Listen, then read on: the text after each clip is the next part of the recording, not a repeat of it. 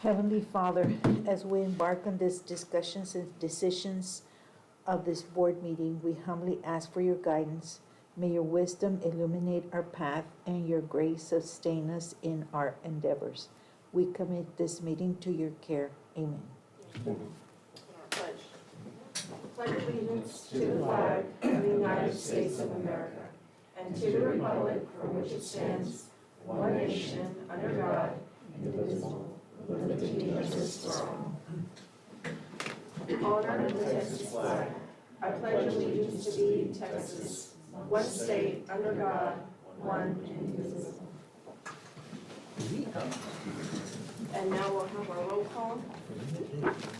Yes, ma'am. Devin Bakta, Caitlin Chu, Susie Sullivan, Here. Ed Bennett, Here. John Cudd, Here. Deanne Havlin, Here. Gabrielle Hillpolt, Here. Kevin Kishnick, Here. James McGill, Here. Deborah Morin, Here. Jared Garcia, Here. Melissa Vela, Here. Brian McCabe. Here. We have a quorum.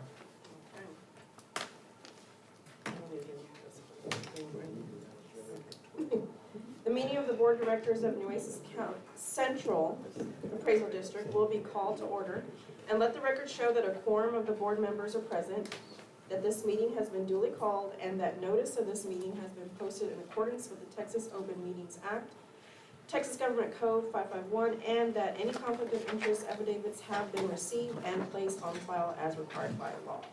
Do we have any public comment? No, ma'am. Okay, great. So number 6, before I ask for, Deborah, can we put, I think we have A through F. Because when we started putting our financials, I don't think it's listed, right? Because we still have disbursements, yeah. So we'll start putting A through F. Okay. At the next meeting? Yes, yeah. And if you have reviewed this, let me see if I can get a motion and a second. A motion to accept. Consent agenda, Kevin, a second? I'll second. John Cudd, all those in favor? Aye. Any opposed? Pass. Okay, now Brian, okay, with our taxpayer liaison report. Good morning. This will be relatively short because what we've been doing in the last month on my report is to get geared up and ready when the session starts. And it starts, ARB's getting good. On May 11th, they will be coming back and hit the ground running. The only action I ask for you to take today is the approval of, you have a resolution there for Mr. O'Connor. Mr. O'Connor is an auxiliary. The board of directors should be 9 members. It's only 8 now. So the request is that Mr. O'Connor be elevated, because y'all already approved him as an auxiliary. Is that our action number 8? That would be, yes, ma'am. Oh, okay. And that concludes my report. Okay, so we're moving straight into 8. Right. Okay. Yes, if you'll call number 8 and then. So our agenda number 8 is discussion and our action to approve order designating appraisal review board member. So if you look at your tab 8, what Brian was just mentioning is about Terrence O'Connor. Term January 1, 2026 through January 1, 2027. So Susie, if you'll just say the name and the term. Oh, you did, okay. Just said that. Okay. Okay, can I get a motion or? So moved. Kevin? Yep. Any second? I'll second. Deanna? All those in favor? Aye. Any opposed? There you go. Madam Chair, since all the appraisal notices are out now, the phone is ringing off the wall. I'd like to be excused if I may Of go back course, upstairs. yes, thank you so much. Thank y'all. Appreciate it. Thank you, Brian. Number 9, discussion and action to approve the chief appraiser's appointment of 2 additional agricultural advisory board members pursuant to tax code section 612. Ms. Whitty? Yes, and so, under tab 9, I typed a memo. Essentially, back in January, we had our Ag Advisory Board meeting, and we had 2 additional members that weren't appointed as official members. They attended the meeting and provided some really good additional information. for the Ag Advisory Team or members.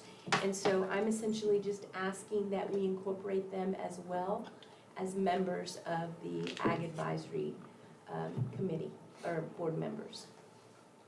Make a And that- motion to, That's Trey, Wyatt, and Walter Mencius, sorry. I make a motion to do that. All right, motion made by John Cudd, Do that. Do that. Second. Do that. second by It's Ed. too much to say. Yeah, we know what you meant, John, thank you. All those in favor? Aye. Any opposed? Motion carried. That's 9, number 10, also Ms. Modine, discussion and or action to approve the third floor project. Let's hear what the project is. Yes, so, under tab 10, you'll see a report. We went ahead and had the third floor, area tested for anything that might have been, an issue, before moving forward with any kind of work up there.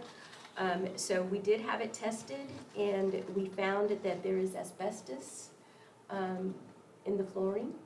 So we will have to get that abated. And so we have AMI, they're the ones who conducted the test, and the complete abatement process. White Star Services is a company that would actually conduct the abatement service. The cost for that will be $22,800. We did go and collect 2 bids. That was the lower of the 2. With all the certifications, all of the necessary documentation, they follow all of that. AMI, the cost for the testing was $7,000. Cost for the testing and the oversight of the abatement with the company doing the work would be $7,340. So total abatement cost to get past that would be $30,140. Upon completion of the abatement, I'm asking the board to approve moving forward with the work on the third floor project. So I have a question. Sure. It's gonna sound like an odd one, but it's real. Okay. Once they do the abatement, will they take ownership of this? Or will they go, we're doing it, the county still owns it, so if something happens, it's still the county's fault? No, they have all of the certificates and the qualifications to actually do the work and be responsible for the work. From sectioning it off with the AMI company to White Star actually conducting all of the cleaning, disposal from start to finish. Okay. Certified. And we'll get something showing that it was disposed of properly, so the county can go, we're done with it. Absolutely. And we're named on the insurance policy, strictly the insurance. We have the documentation that he submitted to us, yes, sir. The county will be indemnified on the insurance? I'm not. Or a hold harmless agreement, something like that? Yes, So they sir. can't come back and say, somebody got lung cancer and we're gonna sue the county now? Correct. Okay, we're gonna have that. Yes, sir. We actually have it right now. Okay, all right, great. Great. Sounds like you did your stuff. He's got a certified certificate for being the transporter of the disposal and abatement contractor, asbestos abatement contractor. And yes, sir. Okay, but we do have something that says the county is not responsible for any of this Yes, sir. after it's, okay. Okay.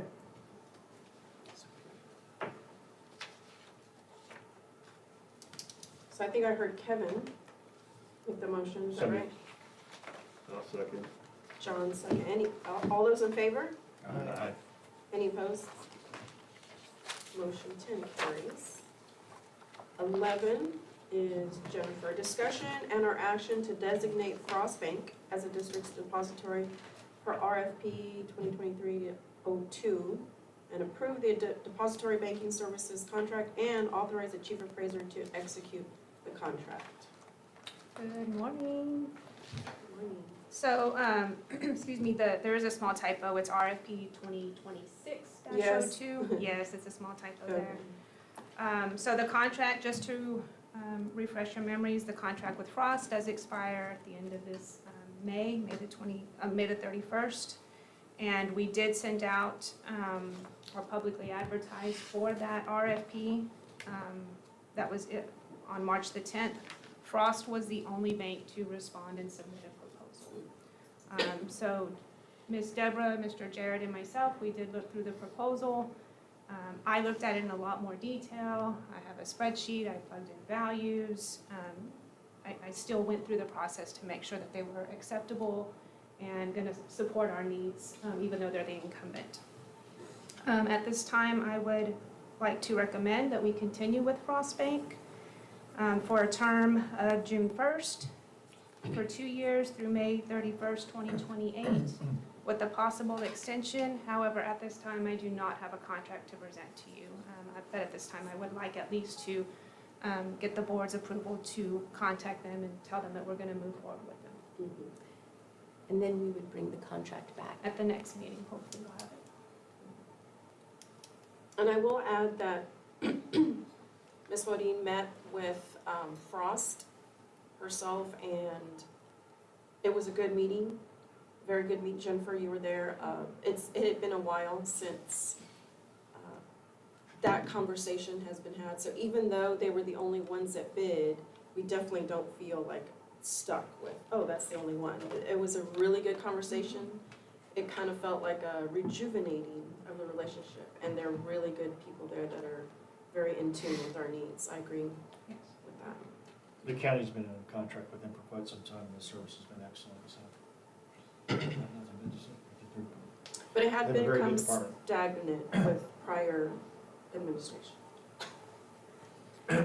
So, can I have a motion to approve that we will be getting this contract, but to move forward? I'll make a motion to move forward with the contract.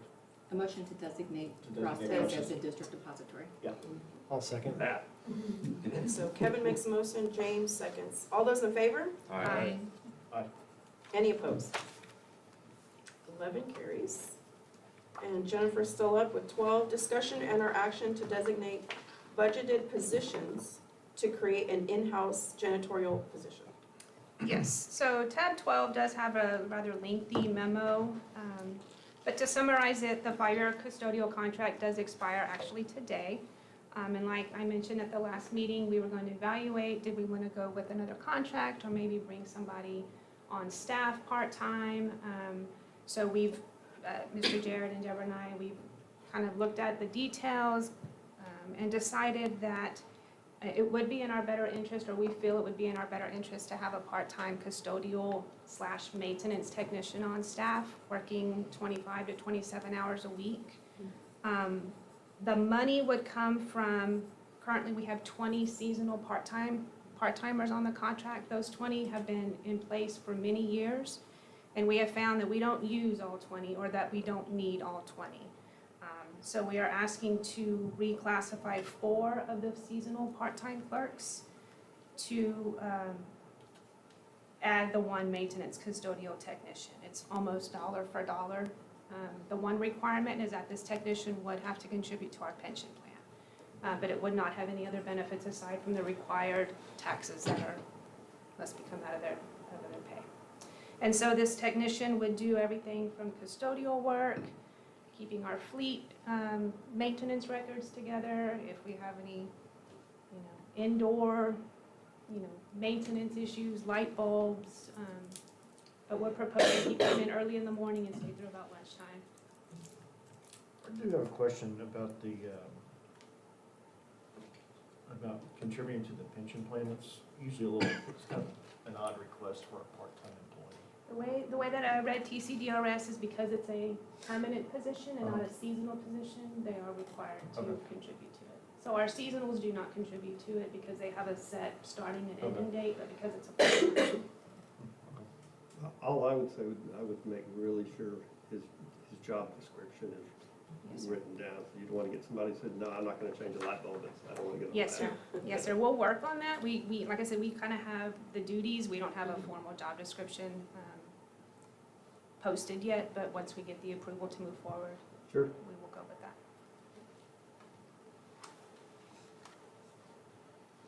Okay, So moved.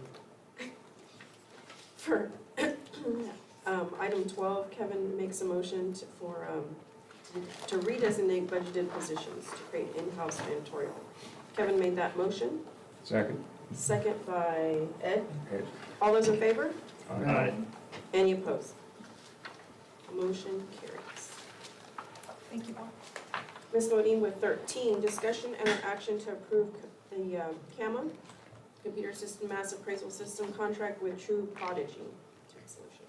So as we've discussed prior, this is the CAMA that we've been having budgeted. If you'll go to tab 13, the contract is listed there. After going through legal and back and forth, this is the final version. We are slated to, upon approval, we're slated to get started in June of '27, running simultaneous. However, it's very possible we could come up sooner if they have a slot available. But again, the contract is for, as of now, a total of $1,090,430. How long will they run simultaneously? It'll run simultaneous for a year. Oh, goodness. You kind of have to do that so you have mirror images until they, With- until you're with- sure. With the it same works. staff? No change in staffing? Change in staffing, you mean? You got double the work. Yeah, no change in staffing, no, sir. Interesting.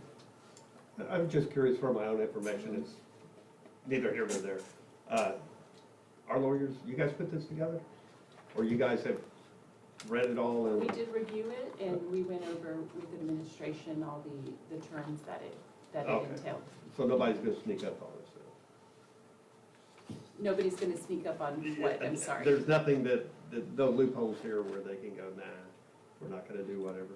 Well, I mean, the terms, we did go over the terms with admin so that they're aware of what the obligations are on either side. Okay, great. And both parties agreed, True Prodigy and Nueces Central Appraisal District.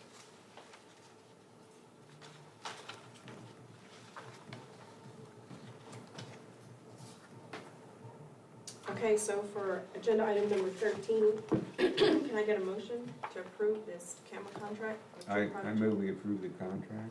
Second. Ed makes a motion, John seconded. All those in favor? Aye. Any opposed? Motion carries. That's 13. Now 14, Jennifer, receive report identifying current appraisal district contracts. There are no changes to what's previously been discussed in the last two meetings. So the janitorial one expires today, the depository expires in May, and then the Microsoft 365 is actually a subscription, but it is listed there. There are no other contracts expiring in the very near future. So no changes. Okay, so no motion needed. And I think we are going into executive session, is that right? Okay, so let me read off our public notice is given that the board of directors may elect to go into executive session anytime during the meeting to discuss matters listed anywhere on the agenda when authorized by the Open Meetings Act, Chapter 551 of the Texas Government Code. Should the board of directors elect to go into the executive session, the section or sections of the Open Meetings Act authorizing the executive session will be publicly announced by the presiding officer. Upon completion of the executive session, the board of directors may take such action as appropriate in an open session. Want to go? And so we'll call, I think it says 9:20. Susie, if you'll Yes. read the A. Oh, sure, consultation with board attorney and deliberation regarding legal issues related to excess budget funds under Texas Government Code Sections 551.071 at 9:20.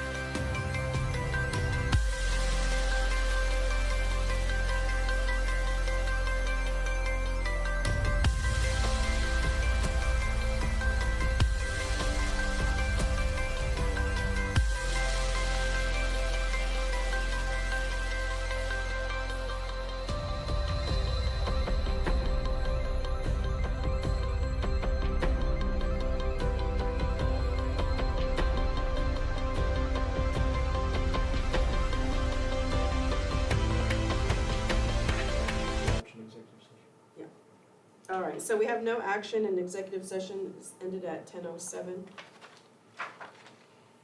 So now we have agenda item 17, Ms. Modine with her report. Okay. So we had appraisal notices go out April 1st. There were an estimated 138,000. That's not all of the notices that are going out. We will have some business personal property. Very, very few commercial accounts will go out in the second run, and we may have we will have the industrial accounts go out April the 15th. Actually, May the 15th. And so there's that, but the bulk of the notices have gone out. And we've already started the protest season, equalization phase. It's going smoothly as of now. And leading into item B, public outreach, I made sure to contact the local news media to get the information out prior to the notices going out. Staff and I visited the Corpus Christi Taxpayers Association meeting. We also went to 2 of the Southside Business Association meetings prior to, and then we went to the London Business Association meeting last week. I did contact the Caller Times. We had a write-up in the Caller Times. We had KRIS TV with a report, and KIII TV and Telemundo with a report.